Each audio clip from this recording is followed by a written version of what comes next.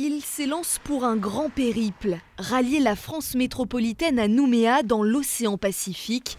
Un voyage de 14 000 km pendant 2 ans à travers plusieurs continents, le tout en vélo.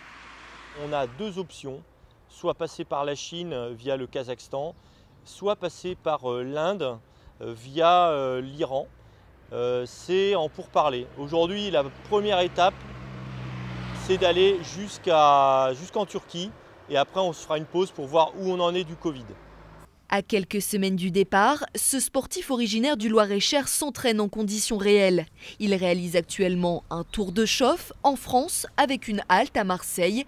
Un avant-goût de l'aventure qui les attend à lui et sa compagne, Émilie. Tous les deux ont quitté leur emploi, vendu leur maison. Le reste, le peu qu'ils emmènent, doit tenir dans ses sacs. À l'avant, j'ai tout ce qui est gaz, cuisine, pour ce qui est le midi. Pour le soir, c'est tout ce qui est duvet, vêtements de rechange. Et dans le gros sac, c'est quand il pleut, la tente et un gros cadenas. En toile de fond de ce défi sportif, de magnifiques paysages, beaucoup d'abnégation et aussi une cause, soutenir l'inclusion des personnes atteintes de trisomie 21 dans le monde du sport. T'as bien senti? Ouais. Alors ça, tu peux boire ça en tisane. Ouais. Sur son chemin, Davy rencontre des associations ou des anonymes pour des moments de partage. Ce jour-là, balade improvisée dans les calanques, aux côtés de Jean-Christian et son fils de 18 ans, Baptiste.